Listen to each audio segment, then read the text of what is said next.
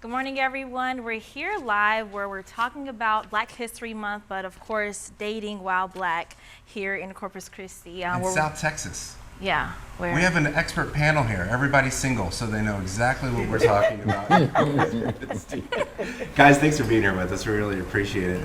There's a lot to kind of dive into. There's a lot of components we want to get into, matters of the heart, but also what it is like being African American in South Texas. Looking at the latest census numbers, I think it's 4.3% of the population is Black here in town. Mm-hmm. If you are looking to date somebody in your same race, how challenging is that? And we're just open it up, so feel free to kind of dive in. How challenging is it finding somebody that maybe you want to stay within that race and keep that going? It's very challenging. And when you add the components of education, spirituality, it gets even more complicated. So having a small pool of people to choose from, yeah, it becomes pretty hard to really locate who you're supposed to be matched with. I agree with that, exactly, because if you're not in that spiritual forum, and you're not in a community where they go to church, and you have friends that really do those types of things, yeah, because I'm in a community where it's entertainment, and I don't see that many Black women, females, that actually come out. And this is a big name like Mike Epps or what have you, or somebody like that. Other than that, I don't see anyone. I'd be surprised to see you. I know where you are. I know where you are. I know you're on the south side. It's okay. I do understand. I know where you are. And it's all right with me. It's just that I like to be like diverse in this, but it's good. Now, Trayvon, on this story, he's a good young man, so he knows where they are. I mean, for the most part, I would say it is tough from the standpoint as far as meeting someone of quality. Come on now. The thing that you run into a lot, especially being younger, is social media. The problem is you're around people who kind of like get their ideas as far as romance and how things should be from what they see as far as their celebrities doing. Like, they don't properly understand who they are as a person and how they can enact that in their dating lives. So you see a lot of that clash. Do those first interactions take place on social media with the girls you're interested in, or is it? Well, for me personally, I still prefer as far as in person. Because yes, when I was younger, because I'm in my 30s now, but when I was younger, I was like, hey, let me shoot her a DM, let me get into her inbox. But then you start to run into, that's what everyone does, and it's hard to stand out. And then you also start to notice it's kind of skews how you interact with people once you get too comfortable on social media. So the thing that I run into is, even if you do meet someone of that race, it's just the idea of you having a face-to-face conversation is still tough because everyone's kind of used to just DMs or just only texting, so. And as you mentioned with race, when it pertains to race, do any of you guys date out of your race? And if so, what kind of led you to doing that? I guess that's my expertise. You go. So sorry. So I've been in a relationship. Well, I'm newly out of a relationship, and it was a pretty long one. So it's not hard because, one, you attract genuine people when you're a genuine person, and Corpus is very scarce when it comes to African American Black people. So, I mean, it's easier to gravitate to the other races and build a connection working with them. And it's just, and growing up in Corpus Christi, you get a lot of the Hispanic culture in you. So it gravitates to other cultures like that. So that's definitely not hard. I enjoy it, actually. I like getting to test the waters with other cultures as well. And I was gonna say, I'm currently in a interracial relationship. So I just learned not to put that idea in my head as far as she has to be this, she has to look this way. It's just more about just connecting with people. Yeah, and echoing all of that, also in an interracial relationship, I do feel that, as Sierra is saying, like attracts like, and believe in energy, and so the energy is there, and just believe in people being a good human being regardless of the race. The person that I'm dating is an awesome person who's not African American. Yeah. Well, as far as at my level, which I say age and growing up here, I call it South Coast, Texas. And diversity, we all human beings. I should be more bilingual than I am, but I took up I took up French, in high school. So, parlez-vous français, bonjour? Comment allez-vous? No comprendo. No comprendo. Órale, señorita. S'il vous plaît. And so it's easier for things, and I just try to be diverse and be candid on both ends of the thing. Because I like all women personally. My mother was great. I have 2 older daughters. I respect women. That's the thing. And with some women, they have a tendency to go the other way. Things are happening in their life, how not to treat a man and what's going on, and how can you respect each other. And that's what I like about respect. That's what it's all about, respect. We know you're a stand-up comedian, and that's a great way to break the ice. But do women get to see the other side of you that's maybe serious? Because I know you're also an activist in town. Yes, I am. I'm very serious about a lot of things because to my thing is about truth. You can talk about what you want to, but be upfront about it. I'd rather come up front and let you know what you're dealing with in the beginning. I don't want anything because we all afraid of that drama and stress. People that are being afraid to speak your mind. Let's take y'all two, for example, meeting up, social media, getting to know people that route versus kind of maybe what you and I are more used to in person. So finding that here in town, where do you go? Is it church? Is it civic groups? Is it social clubs? I've been to them all, Comedy club, yeah. and I still haven't made a connection. I've only been here a short while. After working on a PhD, I now have time and availability, so I still haven't connected. However, I haven't lost hope. So I'm still trying to figure out where to go. My main source, I guess, has been church. So here, churches are smaller, and so it's different. So I'm still looking to the energy that I need to attract. Speaking of church, obviously typical black churches have that different vibe to it, different people who come in and out. What would you say, if you have or do go to black churches out here, what are some of those pros or cons? Like you said, it is typically smaller churches, and maybe everybody knows everybody. Like, what are some of those advantages and disadvantages that you do face? Age. The church that I attend, I'm one of the youngest and small. So coming from living in Houston, where it's one of the most diverse places, and churches have single ministries and age ministries, it's very different. So here, those are the things you run into. And people are not going to church as frequently and as consistently. And so if you are a person who goes consistently, you want to have that match. Right. So availability and age And speaking of black churches here, and St. John Baptist on Greenwood, which is one of the largest congregations for a black church. I was brought up in that church under Dr. Reverend Herbert Hugh Branch, and seen a lot of things. And when my mother had passed, and she was one of those elder members there, and things kind of swayed a little bit. I don't know the reason why. So it took away my passion for that because of what happened in my situation, and that really that's why I stay away from church. But I'm spiritual. I'm not evil or atheist in anything. I believe in the Creator. I know that. But my point is, I just stay away from it and I just leave it alone. I'm not afraid to say that. I'm not in denial. I'm just telling you the truth. And I would say you have to watch it just the same because, yes, your percentages as far as running into someone who's messy at church, yes, it's a lot lower, but at the same time, everyone does stuff behind closed doors, so you still got to be careful either way. And not just church. I know, like you mentioned, maybe if you don't go to church or you're in some organizations or sororities or fraternities, how has that either helped or hindered your love process here? I would say it's also the age difference. A lot of older men that are in the black fraternities here. So, Or married, and so it's, definitely the age gap. Sometimes just lack of interest as well, Those are some of the things that I would say it's been really difficult even in that area. It's not like a black club per se that they have. They have a particular one called the Black Crown at one time on Agnes for people to go out there with black, that want to go meet some blacks, but it's not one that's really representative enough where you want to go hang out. People go hang out, basically. And if you really wanted to meet that person, that you might have to go to some type of a club, comedy effect. I only do comedy clubs. I go to the Exchange and I meet people once again, You know, when I see black, I come approach you. I say, thank you very much for coming. I don't see that many black people out that much.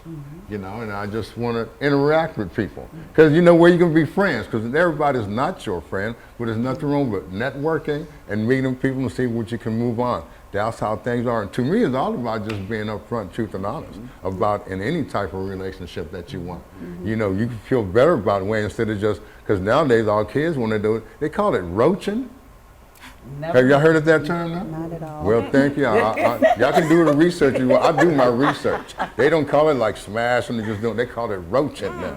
Okay, you heard that first right now from me. I'm not sure what circle that is. Yeah, I understand. We're just meeting people on the fly. They call it. They call it. What's the? It sounds. I call it speed dating. See Which is a great segue into Yes. what do you see here in town? Yeah. You host these speed dating events. What do you see from the people that come in? What are they looking for, and how does that help you when it comes to maybe looking for somebody for you? So it's so interesting and it's so fun to watch different aspects of life. So the first one that I had at Retro was a huge success. So I had people from all walks of life. I had a guy show up with a mullet and a tuxedo, and then I had people, like I had a 21-year-old with a skateboard in his hand. So it was so many different walks of life, and to see different people connect and not think that they actually would like this type of person, it was so interesting.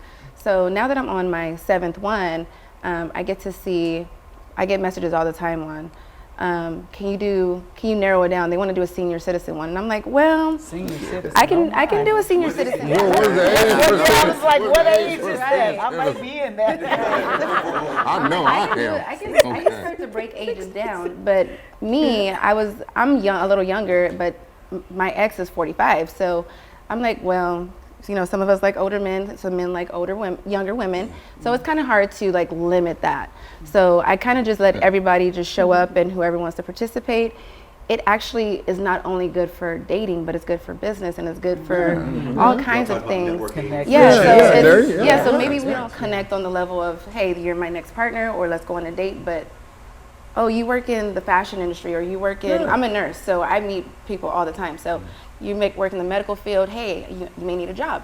They connect that way too. But at the end of the day, there's already so much hate and ugliness in the world. Just to come together and be nice is all people want to do. I think that transitions well into kind of, and we don't have to talk politics, but just the climate we're in, where we see certain programs being wiped away, we see history being changed or wanting to be taught, and I'm sure you have plenty of jokes on this, Matt. No, I try to leave it alone. I really try to leave political stuff alone. Because that's the thing, we're in a conservative area of South Texas and the coastal bend. Maybe finding somebody that relates to you more politically. How challenging is that? So those are things that I do. So I give everybody a questionnaire, like to ask each other, and I try to make light of it, but I try to kind of weed things out because nobody wants their time wasted. So there's little questions that are like, you know, did you vote? You know, those things are important to some people. If you didn't vote, then that could be an icebreaker or a deal breaker for someone, and they can just leave it at that and then not have to discuss it anymore. A liberal, conservative, those can be questions that can lead into, and that can immediately, you don't have to take it any further once you find out what that situation is. So that's a big thing for some people during dating. Because I wonder if in this political climate, if you feel that, well, where I am, it's limiting my chances even more, maybe meeting somebody that's of my race, or maybe somebody that is really a good person. We can't meet eye to eye on anything when it comes to politics. I think it depends on the aspect of politics, because you can have things that you differ on, but there are certain things that you differ on. It's hard to come and connect. There are those things that you meet in the middle. And then there are those things that are serious deal breakers. So depending on, and then also pulling back layers, because you meet a person's representative. But then once you start pulling back layers and seeing the true identity, you know, that's when things, you know, start changing or connect even more. So politics and religion, those are two tough areas. And sometimes you go into a person's life to influence. And, you know, you don't want a person to change for you, but you want a person to change just because they see the need to change. So if a person could be that influence, then that's a good thing.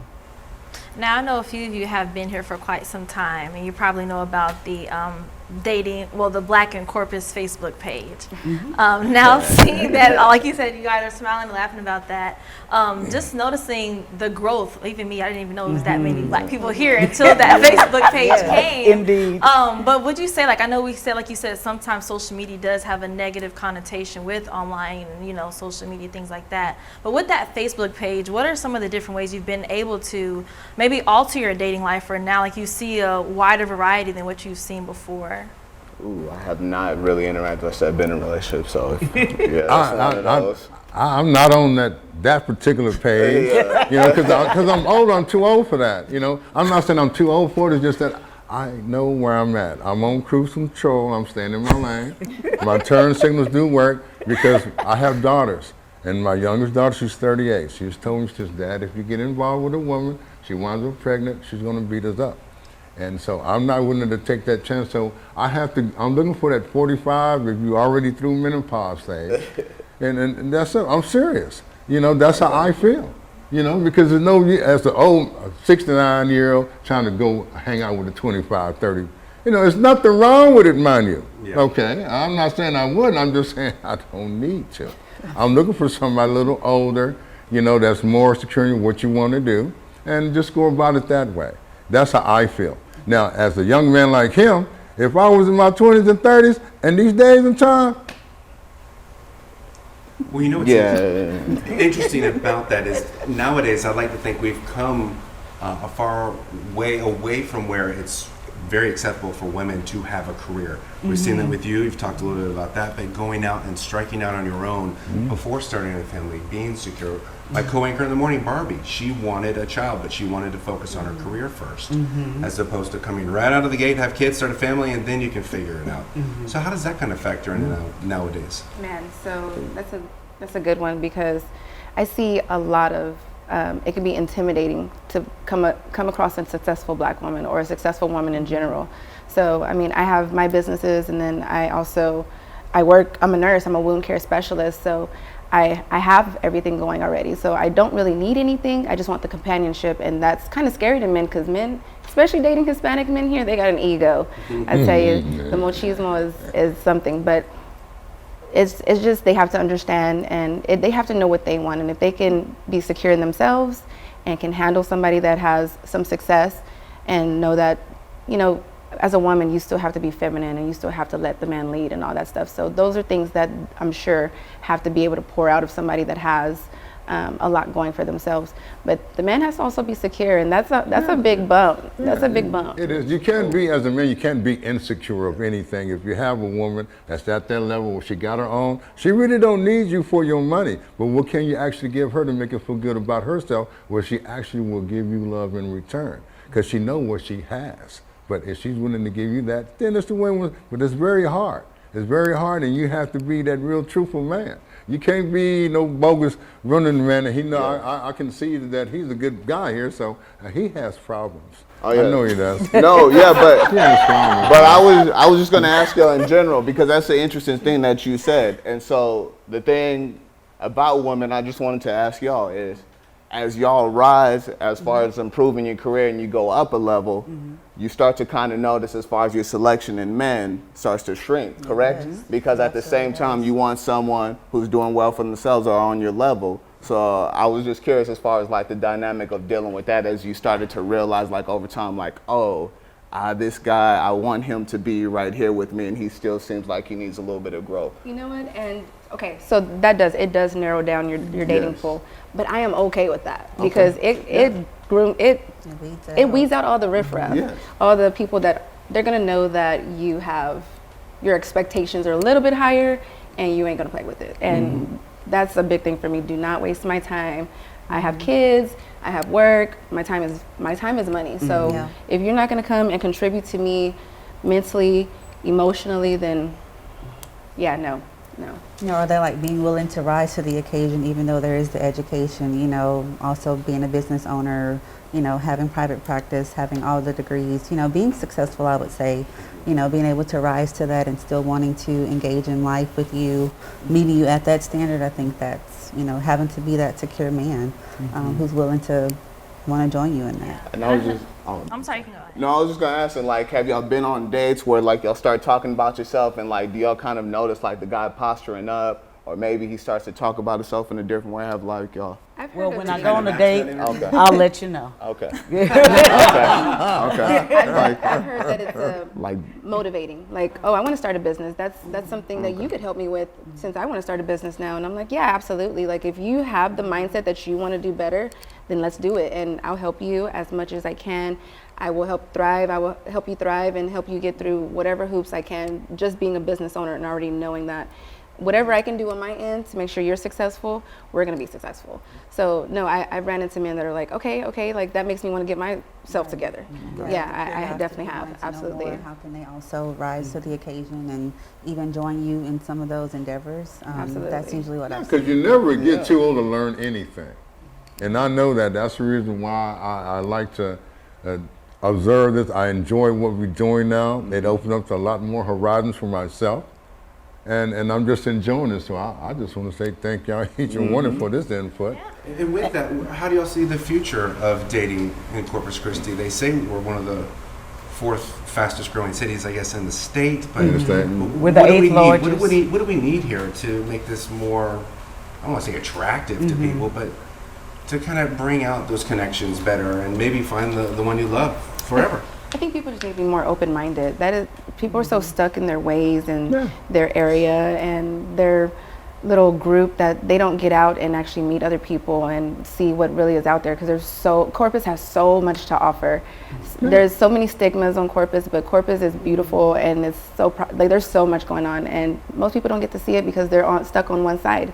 So they need to be open-minded. Yeah, I'll hear that. Like there's, and I'm not from here, being from Louisiana. There's like, oh, there's nothing to do in Corpus, and I'm like, I always find something to do here. I'm always, you know, engaged in an activity, a festival, you know, just different events across the city. So I would agree. I think just people being more open, getting And out. how you like this environment. Yeah. I enjoy the water, and I've traveled a lot of continents and a lot of states, and this is home to me, but I enjoy the peace where I can actually drive out to the island and just sit out there, listen to the waves, you know, feel the breeze, and that's where I do a lot of writing. I can go down the shoreline, do a lot of writing, and things that open up my mind because it helps me, because there's two places that you should go to often.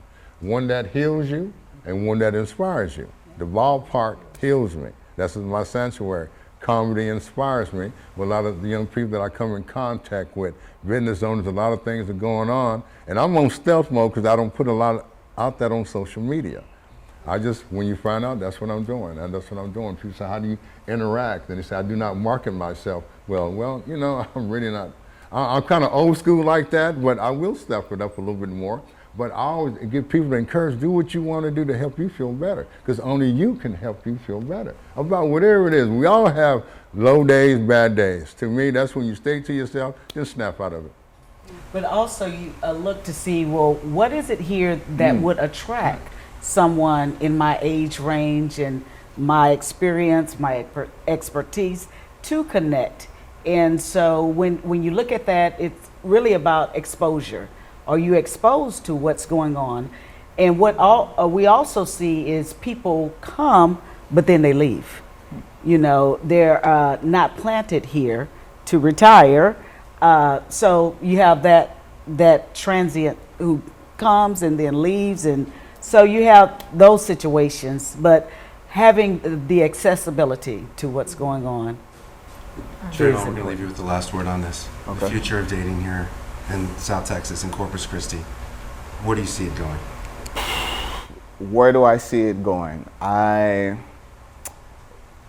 think it's going to end up staying pretty similar to what it is now. I think you have people who will go out to these bars and clubs, but they'll kind of stay segregated. And even those people, when they're going to churches, they may not necessarily be looking in that way. I think with us, it's going to still end up leading more to social media, your Hinges, your Tinder, the dating apps, things like that. I've heard more successful stories as far as dating happening on Tinder lately. I got a best friend, he met his wife on Tinder quicker than they will in-person interactions now. I think it's just easier because it's one of those things where when you go out to like those usual social settings like that, there's that stigma tied to it, of course, and then you do meet a lot of people who are just partaking in the hookup culture. I'm assuming that's what you meant by roaching. there you go. Yeah. And so that's where Exactly. it goes because you know friends with benefits. Yeah, you just do your thing. I'm gonna keep this. So I think at least with Hinge and Tinder, you can put on your profile as far as like this is what I'm here for, this is what I'm looking for, because it is a lot harder. And then on top of that, even when you meet someone in person or in a bar like that, all that stuff as far as what you went through in the past, what you've been through, you think about how this guy treated you, this guy treated you. And even though this gentleman right here in front of you, he doesn't have any obvious red flags because of you might not have properly healed yourself, you're gonna start projecting and applying your hurt onto them, and they might not even deserve that. So I think when you take it to this app, it kind of removes that, and it allows you to connect directly, and it also puts it in your head, okay, this person is looking for the same thing that I'm looking for, so I'm gonna be more open to this because I didn't meet them in a setting where I felt like all these other possibilities were introduced. So that's to me where I think it's going. Guys, thank you for coming here and being with us today and sharing your insight. Hopefully we've helped some people at home, maybe trying to navigate the same waters or trying to take something from these lessons and from these stories. We really appreciate everything Thank you you. shared with us today. Thank you. Yes. Thank you for having us. Yes. Hang on just a second. Don't move. We We good. can move.